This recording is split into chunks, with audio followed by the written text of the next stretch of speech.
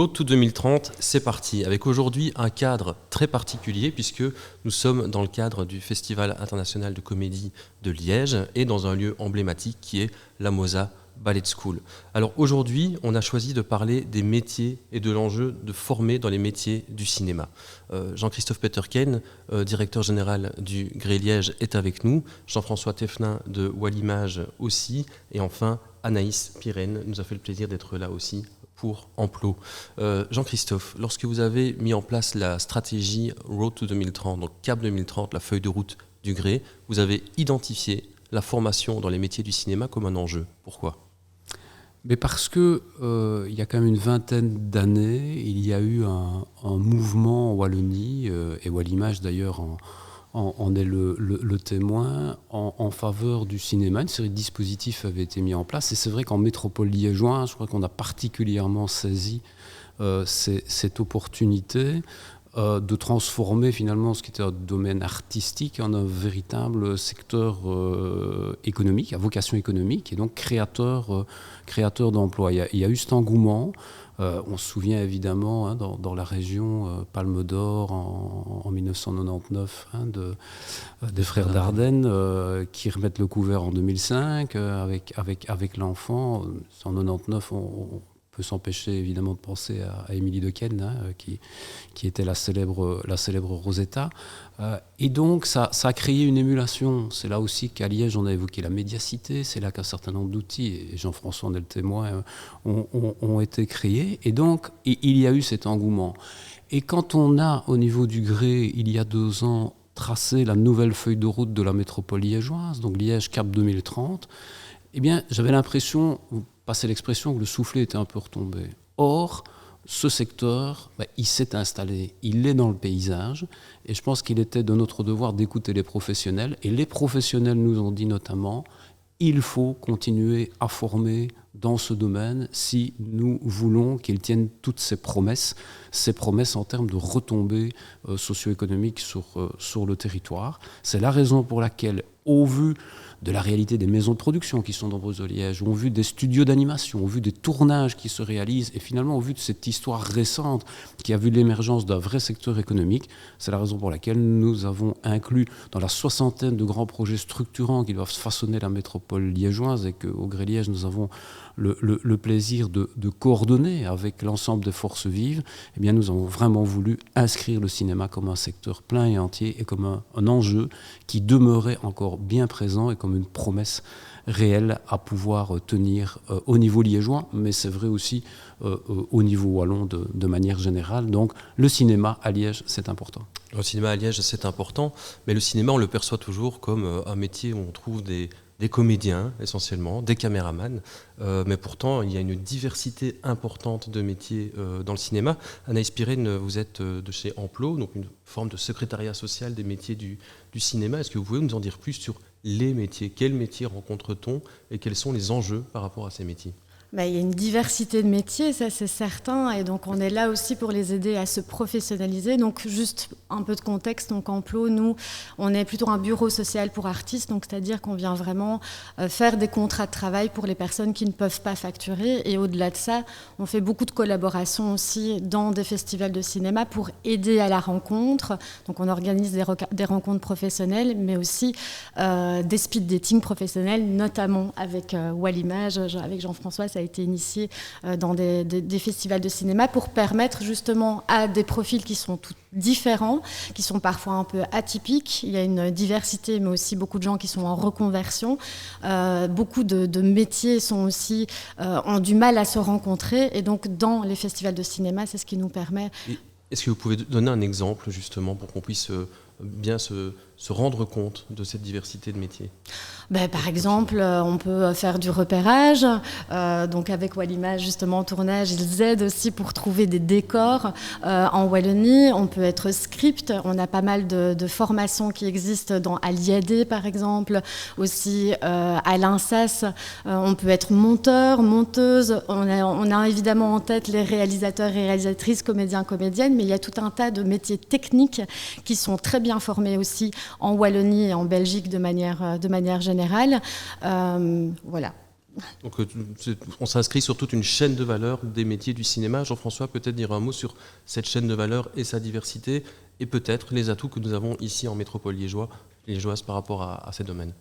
Oui, c'est vrai qu'on parle souvent, quand il s'agit des métiers, de la chaîne de fabrication d'un projet audiovisuel qui commence avec l'idée du film, l'idée du film ou de la série, qui vient souvent d'un ou d'une scénariste, et puis ça va jusqu'à la fabrication finale du master. Et entre les deux, il y a une chaîne de valeur, une chaîne de fabrication qui est chronologique, avec des étapes bien précises, et toute une série de métiers qui mêlent à la fois le numérique, pour le dire avec un terme générique, mais aussi des métiers plus traditionnels, quand on parle de repérage, quand on parle de bruitage, on parle vraiment de métiers artisanaux finalement, qui ne seront jamais remplacés par l'intelligence artificielle, et donc c'est cette variété de métiers dont parlait Anaïs qui est à l'œuvre dans la chaîne de fabrication d'un projet, et c'est pour Wallimage un sujet de préoccupation et d'intérêt, puisque quand Wallimage décide de soutenir financièrement un projet en Wallonie, le producteur s'engage à engager des Wallons, que ce soit des personnes physiques ou des entreprises. Et donc, pour nous, c'est important. Via quel levier, par exemple ? Pardon ? Via quel levier pour que ça reste wallon ? C'est-à-dire que quand Wallimage investit dans un projet, il confie en quelque sorte une somme d'argent à un producteur belge, pas nécessairement wallon, mais un producteur belge en tout cas, qui a pour mission, finalement, c'est une sorte de mission qu'on lui donne, en tout cas une contrainte, c'est de dépenser un certain pourcentage, des multiplicateurs d'ailleurs, de cette somme qu'on lui confie sur le territoire wallon, dans le secteur audiovisuel. Et donc pour lui, c'est important d'avoir à disposition des techniciens, des techniciennes, des entreprises efficaces, performantes.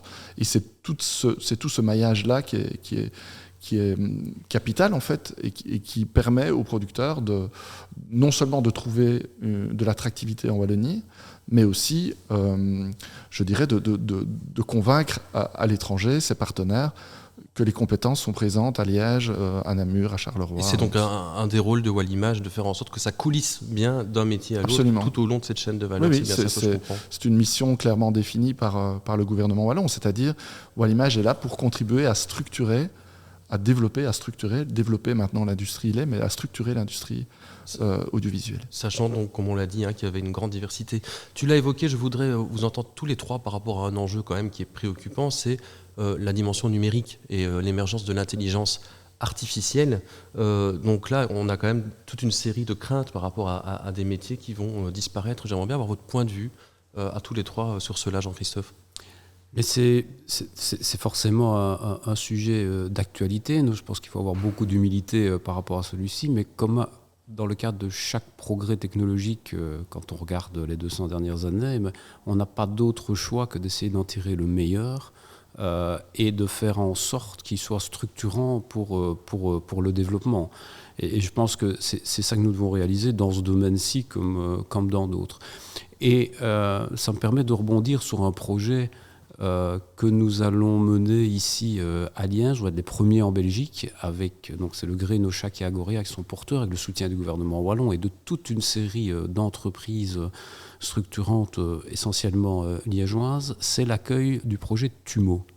Alors TUMO, c'est quoi ? C'est une franchise arménienne, mais c'est un centre d'apprentissage au métier du numérique et à la créativité.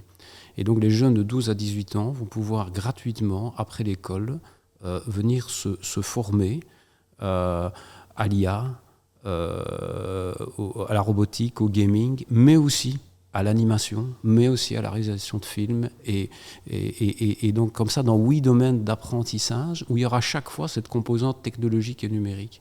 Donc il faudra des formateurs. Est-ce que des formateurs vont être appelés ? Il faudra évidemment des formateurs qui connaissent le secteur, mais ce qui est intéressant, c'est que dès le plus jeune âge, on va leur permettre de transformer leur appétence, généralement pour les nouvelles technologies, en véritables compétences et les inciter à faire le choix de ces métiers très tôt. C'est un accueil extrascolaire alors pour les 12-18 en mode gratuit. Exactement. Et donc, on est très heureux. Ça va ouvrir au premier trimestre 2026. L'objectif, c'est quand même d'accueillir 600 jeunes par semaine. Et où ça ? D'en former 1500 par an en 3 domaines d'apprentissage. Ce sera la Grand Poste à Liège. Ce sera évidemment ouvert à tous et les modalités vont bientôt sortir. Mais tout cela pour dire que, et je rebondissais sur ce que Jean-François vient d'évoquer, c'est que il faut susciter les vocations. Et il faut les susciter de manière positive. Et l'IA, il faut s'en emparer et faire en sorte qu'elle soit un vecteur de transformation et non pas dire on se replie sur notre tente et on ne fait plus rien. Alors, il y a des défis éthiques, hein, évident, on le sait, et il va y avoir des métiers qui vont être transformés.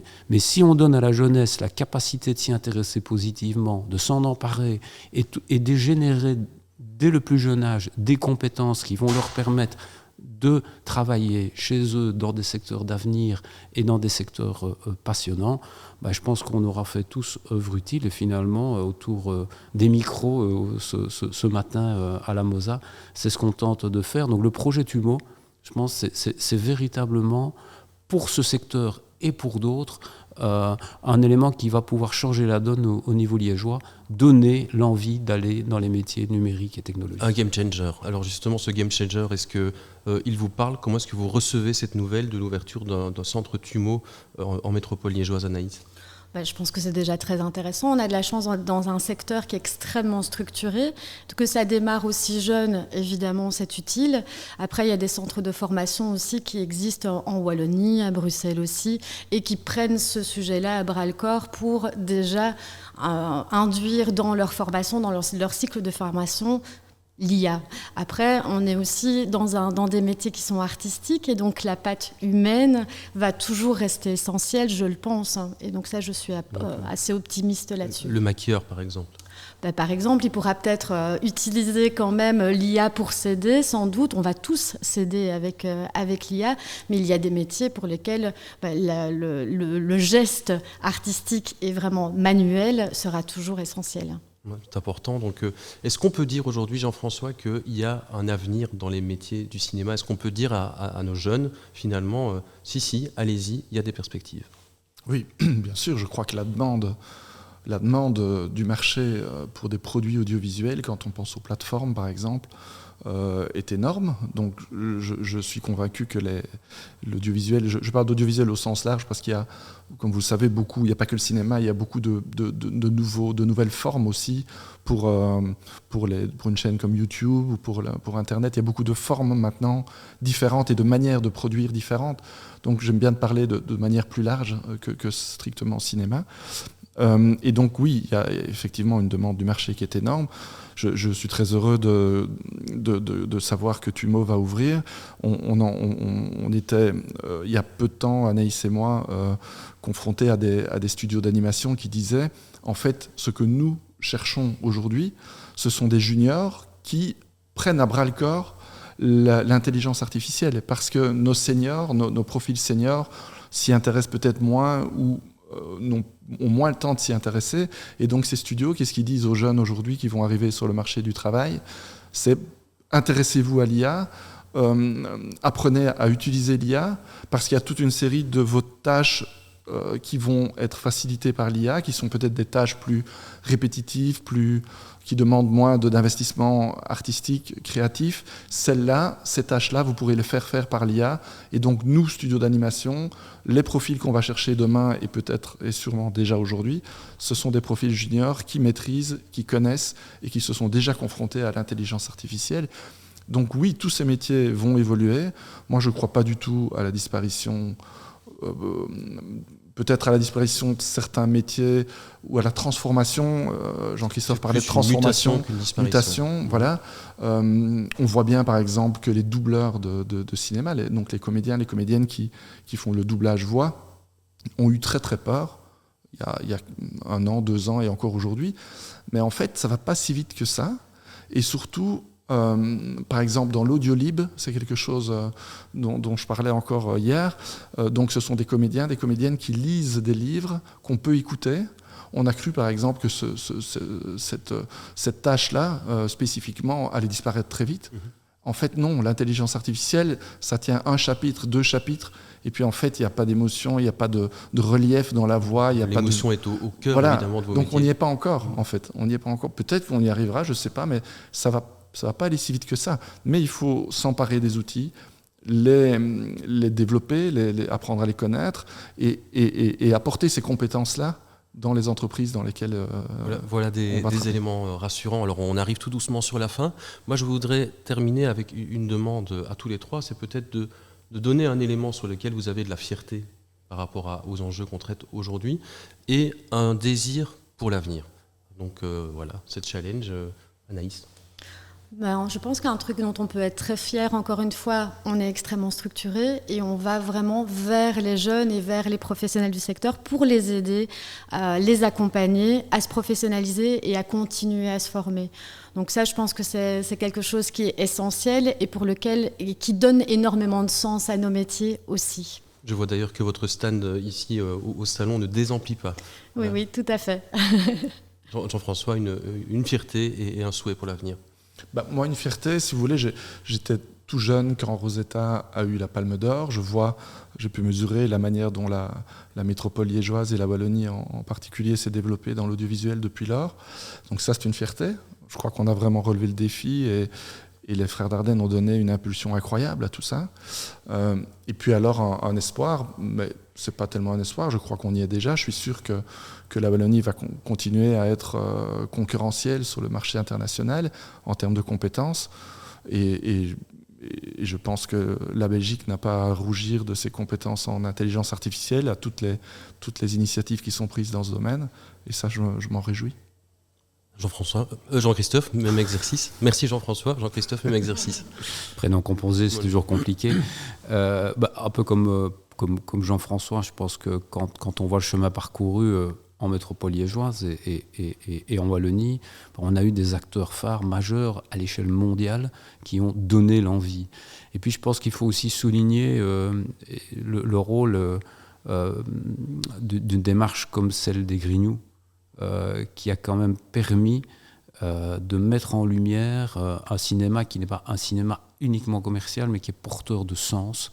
Et je crois que c'est quand même la meilleure manière d'attirer les jeunes vers les métiers du cinéma, c'est de voir qu'ils contribuent à la création d'œuvres qui sont certes des réalités économiques, mais qui sont aussi porteuses de sens. Et je crois que dans la société dans laquelle nous vivons, on en a vraiment besoin. Et une dimension très humaine, effectivement, au Grignoux, qui est une fierté à l'échelle de la métropole liégeoise. On a traité des enjeux importants, on a pu deviner une grande fierté au niveau du bassin de la métropole liégeoise quant à la richesse des métiers, à la diversité de ces métiers, mais aussi à l'avenir et au souhait de pouvoir s'inscrire dans quelque chose de durable et d'ambitieux. C'était Road to 2030. Merci à tous les trois, vraiment, et à très bientôt pour un prochain podcast.